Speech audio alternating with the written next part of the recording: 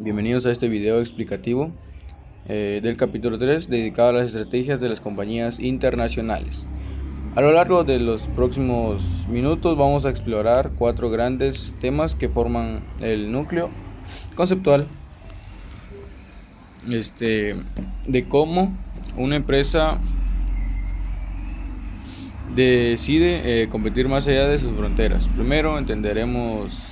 qué es la estrategia y cuál es su papel dentro de una compañía. Después analizaremos cómo la expansión global impacta directamente en la rentabilidad y en el crecimiento de las utilidades. En tercer lugar, examinaremos las dos grandes fuerzas que tensionan toda decisión estratégica internacional, que son las presiones de costo y las presiones de receptividad local, y finalmente revisaremos los 4 modelos estratégicos disponibles para que una compañía elija el camino que mejor se adapte a su realidad competitiva. Este capítulo es fundamental para comprender por qué una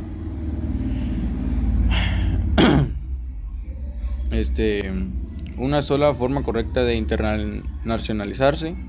y por qué las decisiones estratégicas deben responder siempre a un diagnóstico preciso del entorno. Y comencemos. Como tema 1 tenemos la estrategia y la compañía. La estrategia es en el contexto de una compañía internacional es el conjunto integrado de compromisos y acciones que la empresa adopta con el objetivo de lograr una ventaja competitiva sostenible y crear valor tanto para sus accionistas como para sus clientes. Esta definición parece sencilla, pero encierra una complejidad enorme cuando se lleva a cabo el plan global, porque las empresas ya no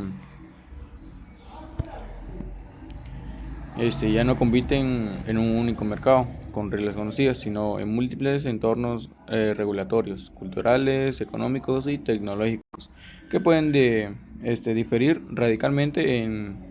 si una compañía crea valor cuando es capaz de producir bienes o servicios que los consumidores perciben como superiores, ya sea por su calidad, por su precio o ambos. En comparación con lo que se ofrecen los competidores, y esa percepción de superioridad es precisamente la fuente de la ventaja competitiva. Para sostener esa ventaja en el tiempo, la compañía debe construir sobre competencias distintivas, que son las capacidades únicas que posee y que sus rivales no pueden imitar fácilmente ni en el corto ni en el mediano plazo. Estas competencias pueden reducirla en la innovación tecnológica, en procesos de manufactura superiores, en la gestión de la marca, en la eficiencia logística o en el talento de sus equipos, entre muchas otras posibilidades. Lo que resulta crítico entender es que la estrategia no es un documento estático, que es fórmula una y se archiva. Es un proceso dinámico de análisis, decisión e implementación que debe revisarse constantemente ante los cambios del entorno competitivo. Y en el caso internacional, estos cambios son especialmente veloces o impredecibles, porque involucran variables políticas, cambiarias, demográficas y tecnológicas de decenas de países simultáneamente, lo que convierte la estrategia en el verdadero sistema nervioso central de cualquier compañía que aspire a competir con éxito en la economía global del siglo XXI. También tenemos la expansión global, la rentabilidad y crecimiento de utilidades. Cuando una compañía decide expandirse a mercados internacionales, no lo hace únicamente por ambición geográfica. Lo hace porque la expansión global es una de las palancas más poderosas disponibles para incrementar la rentabilidad y acelerar el crecimiento de sus utilidades, y eso ocurre a través de varios mecanismos que refuerzan mutuamente. El primero de esos es el mecanismo de transferencia de competencias distintivas a mercados donde la competencia local se ha desarrollado no ha desarrollado aún capacidades equivalentes, lo que permite a la empresa internacional capturar imágenes superiores a los que obtendría en su mercado doméstico. Si una compañía tiene, por ejemplo, una tecnología de producción avanzada o un sistema de gestión de la experiencia del cliente, de que la diferencia claramente en su país de origen, esa misma competencia puede desplegarse en otros países con una inversión marginal relativamente baja y generar retornos significativos. El segundo mecanismo es son las economías de localización, que se produce cuando la empresa localiza cada actividad de su cadena de valor en el país o región donde esa actividad puede realizarse de la manera más eficiente y a menor costo, aprovechando diferencias en precios de factores productivos como la mano de obra, materias primas, energía o capital intelectual. El tercer mecanismo, íntimamente relacionado con el anterior, son las economías de escala que se obtienen cuando las empresas consolidan la producción para múltiples mercados en un número reducido de plantas o centros de operación, diluyendo los costos fijos entre un volumen mayor de unidades y reduciendo así el costo unitario de manera significativa. El cuarto mecanismo es el efecto de la curva de experiencia, que establece que a medida que una compañía acumula volumen de producción acumulado, sus costos unitarios tienden a descender de forma sistemática como resultado de aprendizaje organizacional, la especialización de los trabajadores, las mejoras en los procesos y las innovaciones incrementales que emergen con la práctica en un mercado global. Este efecto potencia enormemente porque el volumen acumulado crece mucho más rápido, permite alcanzar niveles de costos que serían inalcanzables operando únicamente en el mercado doméstico. Y finalmente, la expansión global permite también aprovechar las capacidades de la subsidiaria extranjera que frecuentemente desarrolla conocimientos y competencias adaptadas a sus mercados locales que pueden transferirse al resto de la organización global como fuente de innovación, mejora competitiva, convirtiendo la red internacional de la compañía en un activo estratégico que genera valor bidireccional y no solo en el sentido tradicional o de la casa matriz hacia las filiales. Tenemos también el tema 3, que se llama presiones de costo y receptividad local. En el corazón de cualquier decisión estratégica internacional existe una tensión permanente entre dos fuerzas que jalan en direcciones opuestas y que las compañías deben diagnosticar con precisión antes de elegir su modelo de competencia. Las presiones para reducir los costos y las presiones para responder a las particularidades locales de cada mercado. Las presiones de los costos surgen cuando la empresa opera en industrias donde los productos son relativamente homogéneos, donde los clientes son altamente sensibles al precio y donde los competidores globales han alcanzado estructuras de costos tan eficientes que quien no logra igualarlas queda en una posición de desventaja competitiva insostenible. Y en estos contextos, la estandarización de productos, procesos y estrategias de marketing a escala global no es una opción sino una necesidad de supervivencia, porque es la única manera de capturar economías y escalas y de localización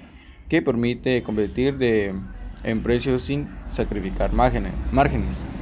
En el polo opuesto se encuentran las presiones de receptividad local, que obligan a la empresa a adaptar su oferta a las características específicas de cada mercado, y estas presiones adoptan varias formas. En primer lugar están las diferencias en gustos, preferencias y comportamientos de compra de los consumidores, que pueden variar de manera profunda entre países por razones históricas, culturales, religiosas o sociológicas y que hacen que un producto exitoso en un mercado sea irrelevante o incluso inaceptable en otro. En segundo lugar, existen diferencias entre la infraestructura y en las prácticas tradicionales de negocios que requieren ajustes en el diseño de productos o en los procesos operativos. En tercer lugar, los canales de distribución varían enormemente entre países y lo que funciona como canal dominante en una economía desarrollada puede ser completamente inadecuado en una economía emergente. Y en cuarto lugar, las demandas explícitas de los gobiernos anfitriones a través de regulaciones, requisitos de contenido local, normas técnicas o políticas de protección de industrias nacionales, este, pueden obligar a la compañía a modificar sus productos, sus procesos o incluso su estructura de gobernanza para poder operar legalmente en estos mercados, añadiendo una capa adicional de complejidad que no existía cuando la empresa operaba únicamente en su mercado doméstico y que exige una capacidad organizacional específica para gestionarlas y perder la coherencia estratégica global. Como tema 4 tenemos elección de estrategia. Una vez que la compañía ha diagnosticado la intensidad de las presiones de costos y de receptividad local que enfrenta en sus industria, está en condición de elegir entre 4 estrategias genéricas de competencia internacional, cada una de las cuales representa una respuesta diferente a esa ecuación de fuerzas y conlleva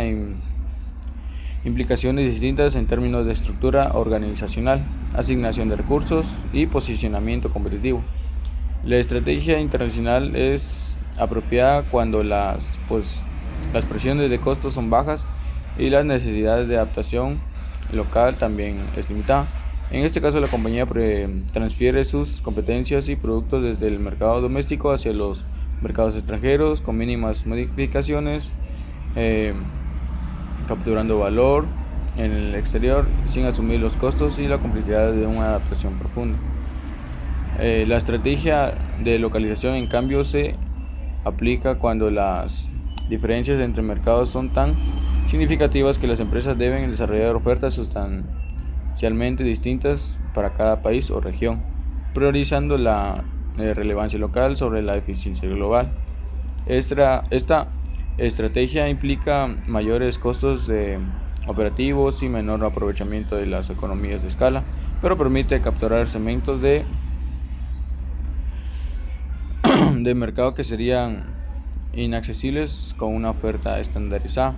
La estrategia estandarizada global, por su parte, se adopta cuando las presiones de costos son extremadamente intensas y los mercados son suficientemente homogéneos para aceptar una oferta uniforme. En este modelo, la compañía concentra sus actividades de producción en pocos lugares del mundo para maximizar economías de escala y de localización, y vende especialmente el mismo producto en todos sus mercados bajo la misma estrategia de marketing, aceptando cierta pérdida de relevancia local a cambio de una competitividad de costos que le resulta difícil de igualar a los competidores con estructuras más fragmentadas. Y finalmente, la estrategia transnacional es la más ambiciosa y compleja de las 4, porque intenta alcanzar simultáneamente eficiencias global en costos y capacidad de respuesta local, combinando lo mejor de los dos mundos mediante una red organizacional donde el conocimiento y las competencias fluyen en todas las direcciones, no solo desde la casa matriz hacia sus subsidiarias, sino también entre subsidiarias y desde las subsidiarias hasta el centro, lo cual exige una cultura organizacional sofisticada, sistemas de coordinación avanzados y liderazgos capaces de gestionar la ambigüedad inherente a operar con objetivos simultáneamente globales y locales. convirtiendo la elección de estrategia en uno de los ejercicios de juicio directivo más desafiantes y al mismo tiempo más determinantes para el éxito sostenido de cualquier compañía en el escenario internacional contemporáneo.